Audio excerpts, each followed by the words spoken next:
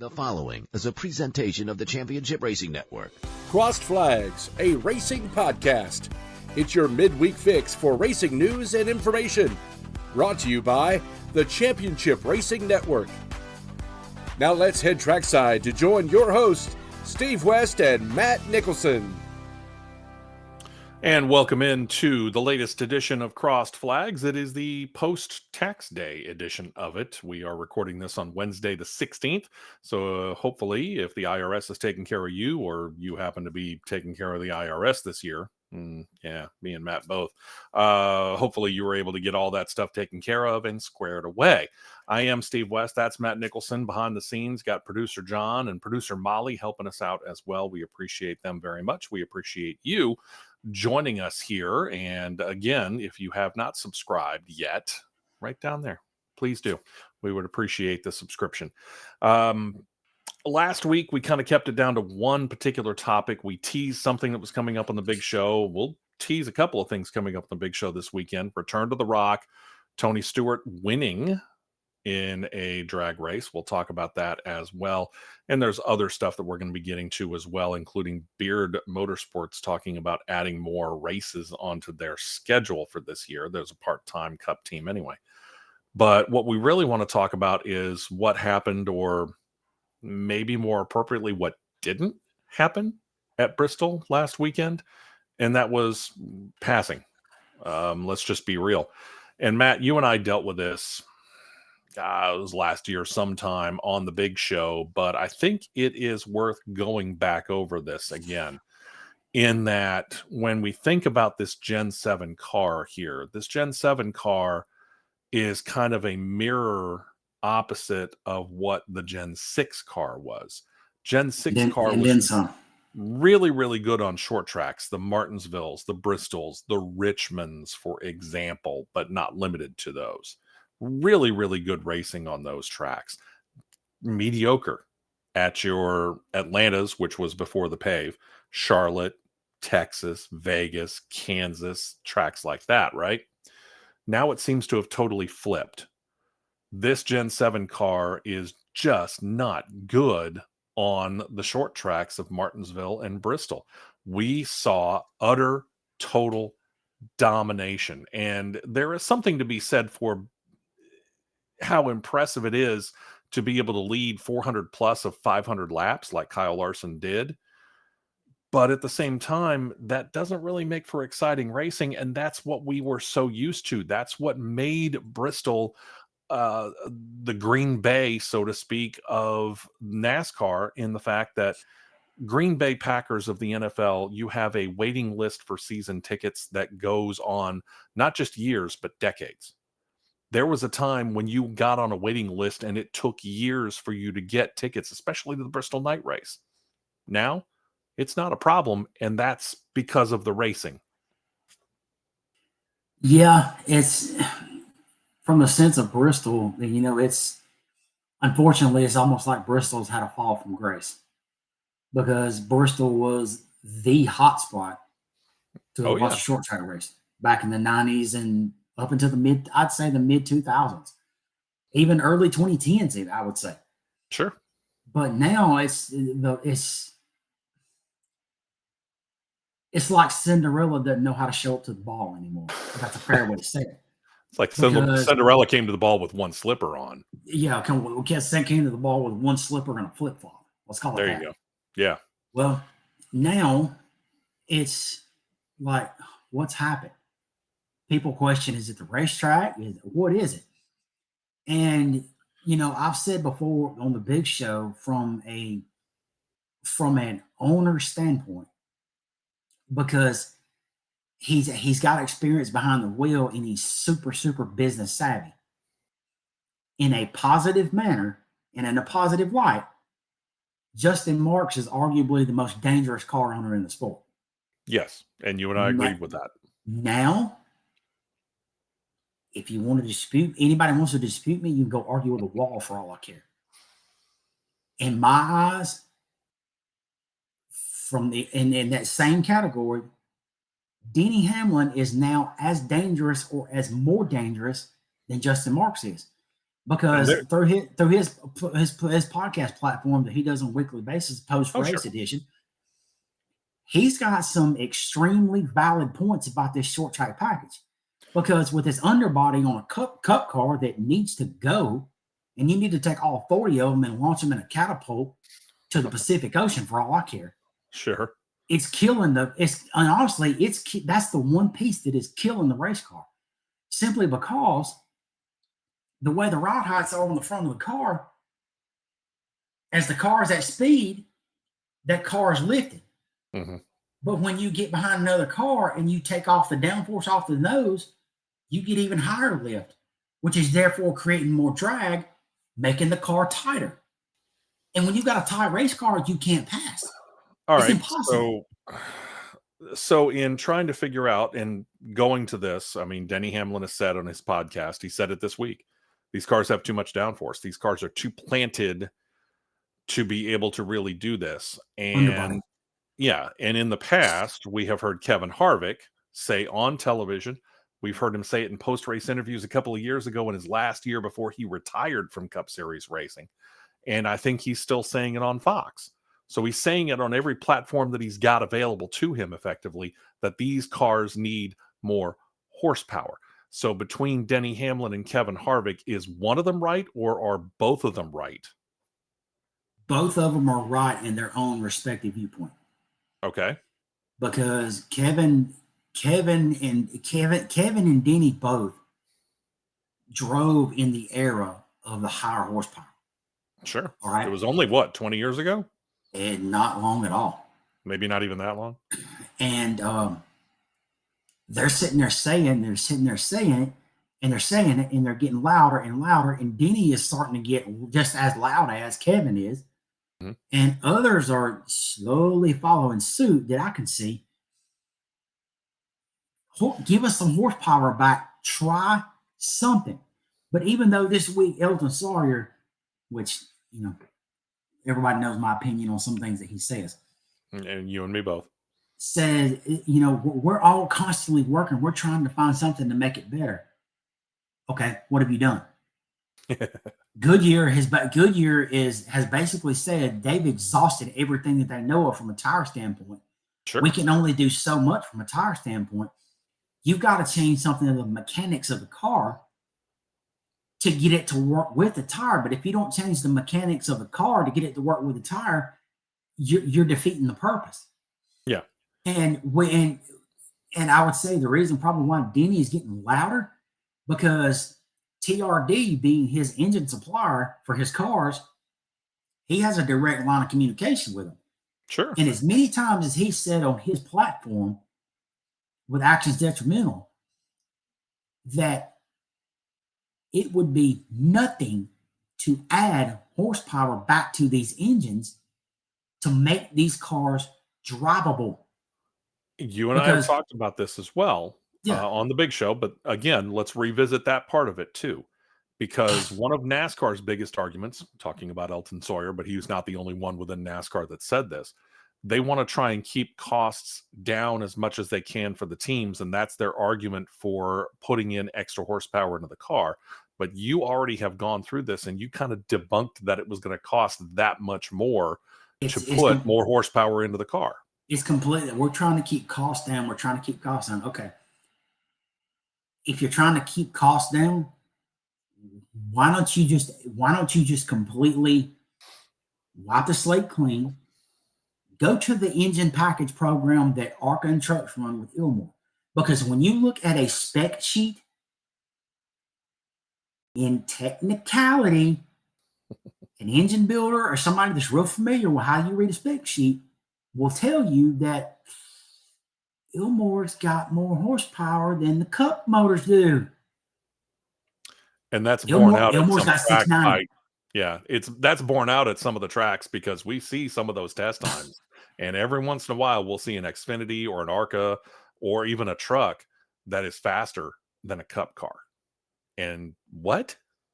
Even though they still have a junk qualifying system for super speedways, I would give me the highest possible odds that you can put on a sports book anywhere in the world. Give me $100 Okay. and bet it at the high. Let's say it's 2,000 to 1. Not sure the odds are that long, but okay. The longest odds possible. That you could put an ARCA car on the racetrack at Talladega next week versus a Cup car, and I will put $100 on the longest odds possible that ARCA car will out qualify on solo car speed the Cup car.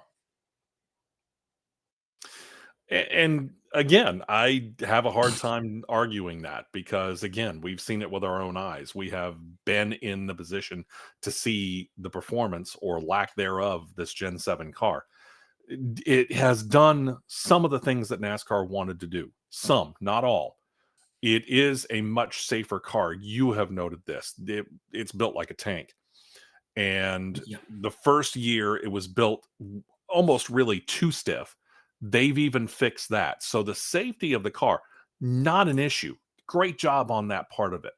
The problem is that in the aerodynamics, let's go back to what Denny Hamlin said. Going back to the aerodynamics here, that body on the underbody on that thing certainly isn't helping this situation. We're seeing these cars get and flip up in the air more than I think we ever have since the death of the late great legend Dale Earnhardt. And that's a problem because we can't keep throwing these guys around. You're going to end up doing to them what caused people like Dale Earnhardt Jr. to have to quit the sport because they end up getting concussions because they are beaten and battered around and thrown around so much. I will word it this way. With this specific car, there have been compared era to era. Gen 6 versus Gen 7. I'm not going to put Gen 5 COT in there. That was way overboard. Whatever we call it of a car. I have seen more unaided flips. Listen to my words there. I have seen more unaided flips out of a Gen 7 car versus a Gen 6 car. Yeah, I would agree. That I can recall. And they've got to get that fixed. They've got to figure that out. But the problem is I think, again, to your point, they're looking at all the wrong places. They keep saying we're doing everything we need to do. No, you're not. That underbody there, which you're saying is helping the aerodynamics so much, really isn't. It's not because it's not. It's not. It's causing the car to get lifts, which throws the mechanical works of the car, getting the mechanical grip. You're losing it. And how many times have we talked about the fact that if they happen to go into a flat spin, thank God that they didn't roll over, they end up flattening all four tires. They're not getting that car to roll back to pit road. Right. They have to get towed back. The older cars, you can roll it back. Right. And then this supposed air valve to inflate the shocks up to where the car can roll. Where did that go? That mysteriously just disappeared. Doesn't seem to be working if it's still there. Yeah, right. But they're let me word it this way. Their eyes are too locked on certain areas and they're turning a blind eye to the areas that they need to be looking at. Yeah. We're saving cost here, saving cost there. Well, you're trying to save costs on the engines, but you're essentially doubling the cost of the rolling chassis because one, a team can't build their own chassis anymore. You got to buy outsourced parts, and those outsourced parts from single supplier vendors. Guess what that's going to be? Costs are going to go up. They're going up. Yeah, because they can afford to. Because it was last year, I think, Hamlin said on his platform as well that the cost of a car, where it used to be about $100,000 for the rolling chassis minus the engine, you're looking at now no less than $300,000. That is ridiculous. Yeah, it's too much. That's ridiculous. Way too much. Way too much. That theory is officially debunked because when you're taking we're saving costs on engines, but we're doubling the cost of the car or tripling. Yeah. Where's the saving coming in at? Nowhere. All in the name of safety, so supposedly. And there's nothing wrong with having an eye on making a motorsport safe. Sure. I have no qualms about that. None. But when you lock in on it too much, yeah, and you're taking away the product on the racetrack, well, you've locked in on it. And Fix the product. Well, yeah, and this goes back to a situation that we were talking about and has been a hallmark of this show of fixing stuff that's not broken. Because if you think about it, we haven't had a death in NASCAR since the death of Dale Earnhardt in 2001. And we continue to go, and yes, I understand we continue to make improvements, but are we making improvements to actually the detriment of the sport? And when you look at what's going on at a Martinsville, and you look at what's going on at a Bristol, and you look at what's going on at a Richmond, which is now down to one race this year, what? We're saying we got to say you've gone too far. You've taken away the short track, which is what NASCAR was born on, by the way. We got to save costs and cut costs, but we're going to send the cars to Mexico City. Give me a break. Yeah, it's there are things to like about this car.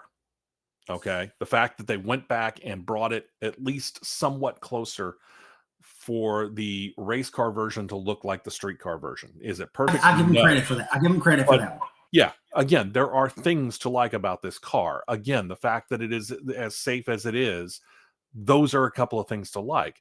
But there are other things that are just not likable about this Gen 7 car. And unfortunately, the thing that built NASCAR, again, short track racing, is suffering, and it's suffering badly. And I stop and I think about this because of the proposed plan for what they thought that they were going to try to do out in Southern California, the old Auto Club Speedway, which was turn it into a short track, which was something of a hybrid, a little bit of Martinsville, a little bit of Richmond, maybe even a little bit of Bristol. That's the worst kind of racing you got going right now for you. And you were thinking about doing that to that track. It is. Because, like I said earlier, Gen 6 versus Gen 7, Gen 6, phenomenal on short tracks. Yeah. Gen 7, what's a short track? Yeah. It's phenomenal on the intermediate tracks. Absolutely outstanding on the intermediate tracks. Vegas, Texas, Kansas. Yeah. Homestead, Charlotte, outstanding. I'm not going to put road courses in there because we're essentially racing a GT Pro car in IMSA as a stock car in oval track. That's essentially what the car is. And the other difference is the fact that it's not necessarily like Formula One follow the leader when we're on a road course. We see passing on road courses. We saw passing at COTA. We saw passing late last year at the Roval and at Watkins Glen. So I don't really think that road courses are as big of a problem. The short tracks are the situation that they're really needing to get locked down. And if they don't get and this is how I'm going to word this, if they don't get a grip on these cars overall, super speedway racing is starting to decline. It's unfortunate to say, but it is, because when you're having to run middle of a stage, you're running 3 wide at 45 to 50% throttle, and we're just riding. That is manufactured racing. Yeah. A car that is by itself with the gas pedal, the throttle pedal, bending the firewall in. Yeah. By itself should not outrun a pack of 36 to 38 cars solo. And that's we saw it happen last year. Yeah. Oh, sure. Yeah, we did. We saw it. Chase Briscoe did it. Chase Briscoe got that thing matted there. He was catching up to the field by a point of about 2 seconds per lap. I can remember I was in turn 1 on the photo tower doing some photography work that race. And Briscoe's by himself, and I know the pack's coming out of the trial in turn 1. And each lap I see that gap gaining. I'm going, wait a minute. wait a minute. What are we doing here? And then you hear it. Huh? Yeah. That happened? You and I noted it right about the same time because I was sitting there looking at his time because I'm up in the PA booth. I've got, screens in front of me. You know this just as well as I do. I got the same timing screens that MRN and the TV station does. And I'm sitting there looking at that, and I'm looking at the times that Chase Briscoe is running, and I'm looking at the times that the leader is running.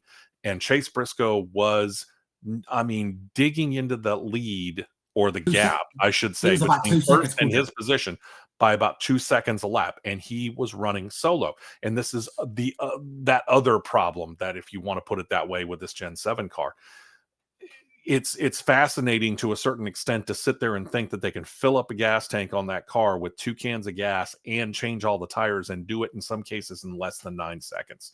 That's fantastic. But at the same time, the reason why they are doing this half throttle thing is the fact that with only that single lug nut, it takes them no time at all to get that tire off and put the new one on and get over to the other side of the car, get that tire off, put the new one on. Exactly. And it would not hurt my feelings because we can elaborate on this more on the big show this weekend. Mm-hmm. But something I said very, very, very recently about a certain driver that's coming into getting her feet wet. Hint, hint.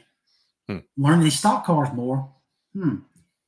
I said, if it was me, I would be putting her in a car at Talladega.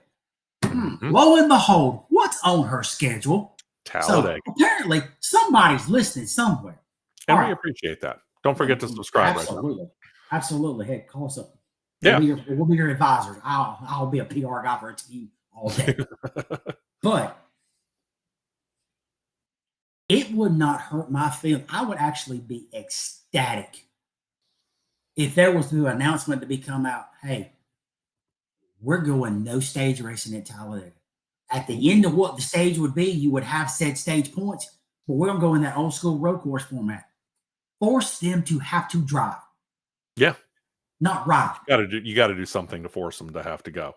You got to because with this specific car, and I'm going to use qualifying at super speedways as an example. You should not, under no circumstances on the face of the third rock from the sun, which is known as Mother Earth, you should not be able to drive a 3,700-pound stock car with 670 horsepower. Excuse me, 510 horsepower at super speedways. Let me rephrase that. Yeah. You should not be able to drive one of these cars one-handed at any point whatsoever. Yeah. Because on our Facebook page for CRN, you can go back and look at photos that I've done in the past from last year of the cars during qualifying where I made every single attempt to get this cars in the same frame at the same point of the track. One common thread that you have, look at the window net of the car, and what do you see? We got a hand sticking out, and you're running a car at 183, 184 miles an hour, 185, one-handed. Yeah. No. Not good. I'm sorry, but no. Not the way it's supposed to be. No. Elbows up, hands on. Yep. Agreed. 100%. So it's the problem with what we saw, and congratulations to Kyle Larson winning 2 out of the 3 races and dominating as much as he did on Saturday and Sunday in the Xfinity and the Cup Series race at Bristol. It's impressive to lead as many laps as he did, but the problem is really not the track. It's the car. And I say that even knowing the fact that they haven't changed the Xfinity Series car that much, but the Cup Series car has changed radically. And it leads to this situation where, kind of like Formula One, based upon where you qualify, with a couple of minor changes somewhere and maybe in the top 5 or top 10, that's pretty much where you're going to finish. On any given weekend, what has arguably been the series that has put on the best start to finish race. That Truck has Series. been the Xfinity Series. Trucks and Xfinity both. I would give the Truck Series some credit. I would give even though they're a little Xfinity bit, the edge over trucks, by not Yeah. by much. Yeah, I would, but not by much, because the Truck Series has put on some pretty good shows here. You know, the crash fest at Phoenix recently notwithstanding, we could say the same thing about the Xfinity Series when they had that crash fest at Martinsville not that long ago. But that's kind of an outlier if you stop and think about it. That's not the norm. Generally, we see much better racing out of the Xfinity Series. On average, yeah. Yeah, agreed. On average, I agree. It's going to be interesting to see if they can actually figure it out. I'd like to think that somebody would have the ear of the front office of NASCAR, like Dale Earnhardt once did, like DW once did, like Bobby Allison once did, like Cale Yarborough once did, certainly Richard Petty, certainly the Silver Fox, David Pearson. I honestly don't think right now that there is a driver that can bend the ear of somebody at NASCAR like those drivers can and say, hey, listen, you guys are sitting up here in your offices at your desk, or you're at the race, but you're up in the NASCAR booth and you're watching it from a distance. I'm in the car. I know what's going on. And I'm telling you right now, this car needs fill in the blank. It doesn't matter what it is. Less aerodynamics, more horsepower, combination of the two, whatever it is. There needs to be somebody that NASCAR is going to listen to. Well, could or should it be Denny Hamlin? Could or should it be Kevin Harvick? Well, in the sense of what you just said right there, from where that comes in from, I think is because Bill France Sr., Bill France Jr., I'm going to word it this way. They had there was a respect level between them and all the competitors that was mutual. Agreed. That's how there was coexistence to be able to make something work and make it work right. Right. If there's like, hey, we got a problem here, we need to take a look at this. Okay. I'm going to use an example back from in the 2000s, early 2000s, when on Cup cars, they went to that roof wicker bill and the 1-inch lip on the spoiler. Right.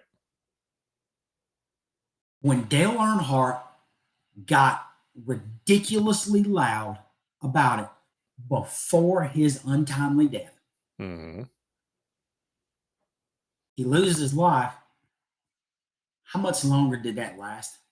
Not very at all. Not very long. Yeah. Once he got loud, they listened. Yeah. Where there's a disconnect that is because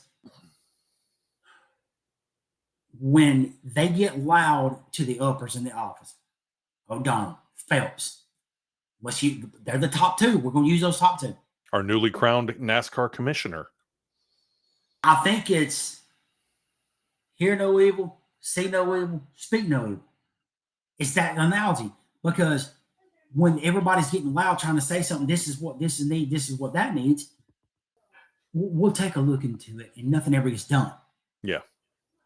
Elton Sawyer, 1. Chad Little, 2. Jesse Little, we know they all three work as officials and up top. Sure. Hey, let's even throw David Green in there. Busch Series champion. He's an official. Like that. Why are these 4 not getting any louder, saying like, might need to listen to them? Let's take a look at it. But we're being a little bit too reliant on what data is coming from a computer versus what's being said out of who's sitting behind the harness and got their hands on the wheel. It is amazing to me how NASCAR can be so proactive in going out and, when it comes to certain things, fixing stuff that's not broken.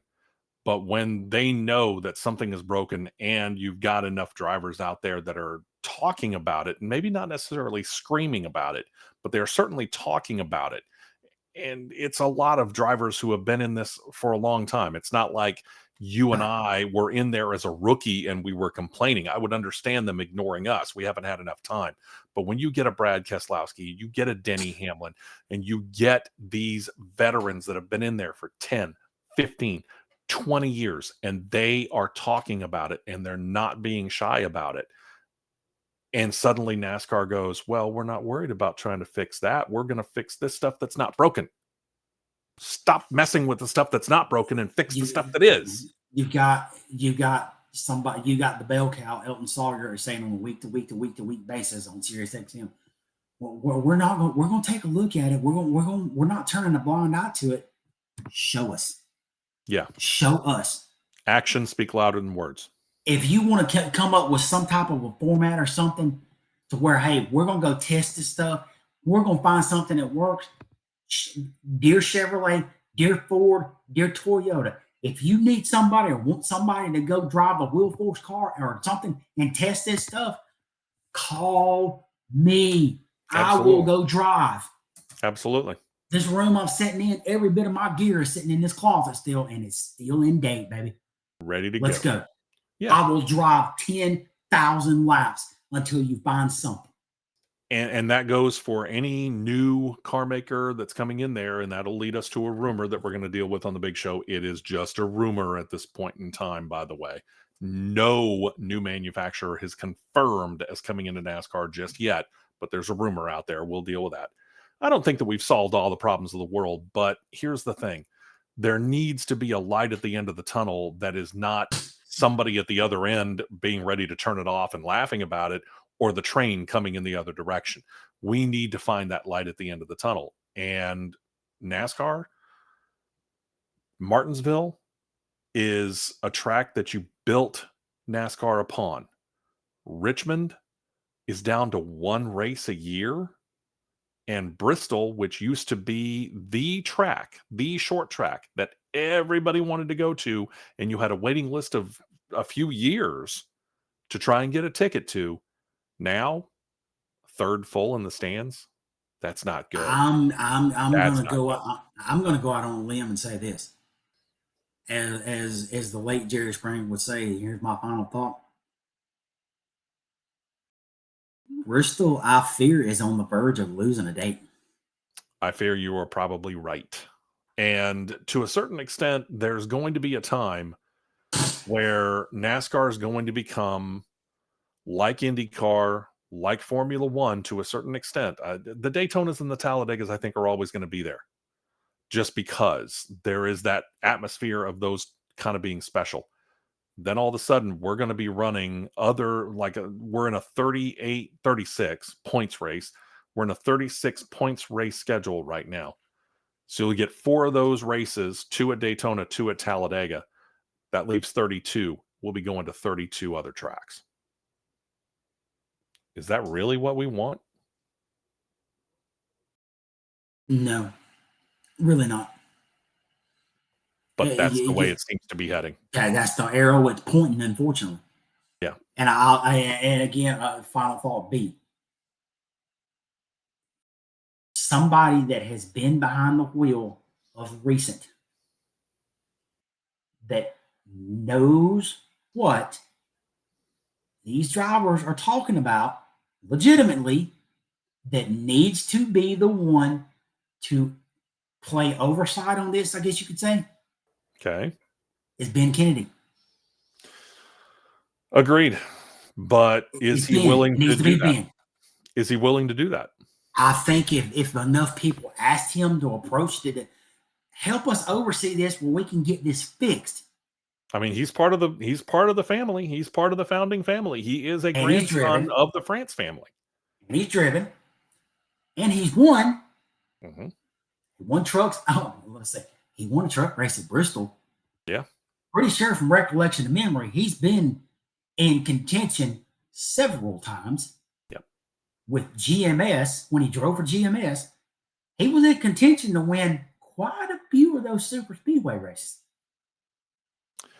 So I think he would know what he's talking about. We need to get somebody's ear up there, and they need to listen to these drivers more than what they're doing, I think. and say, hey, listen, maybe Denny Hamlin's got a point. Maybe Kevin Harvick's got a point. Maybe fill in the blanks got a point. And maybe we should listen to them a little bit more. They are the ones, I mean, this is their livelihood just as much as it is the people in the front office.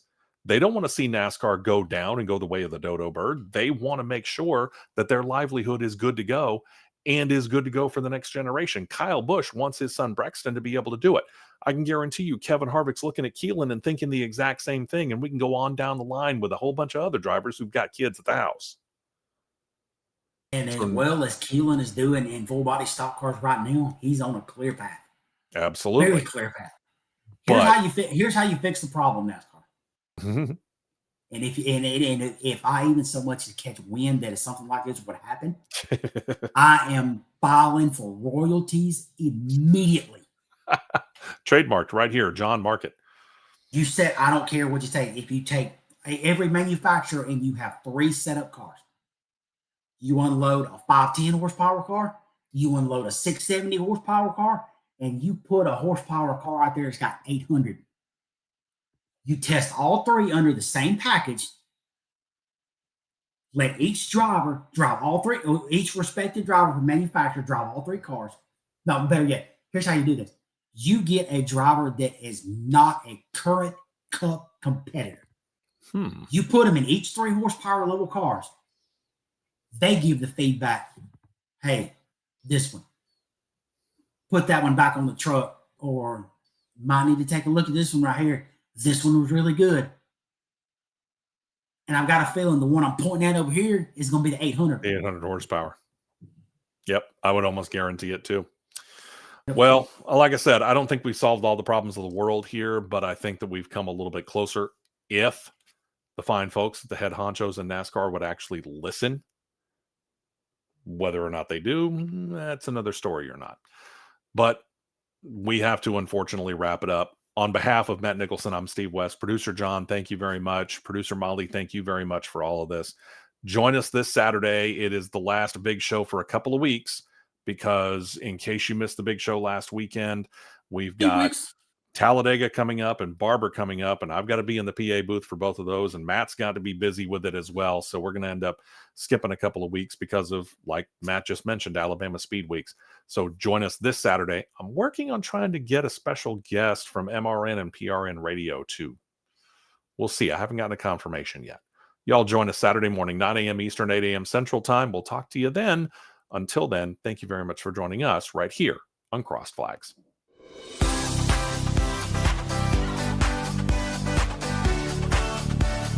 You've been listening to Crossed Flags, a racing podcast.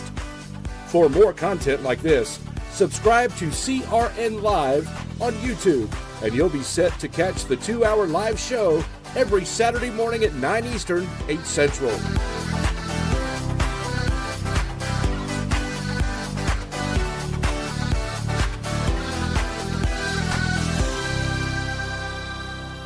This has been a presentation of the Championship Racing Network.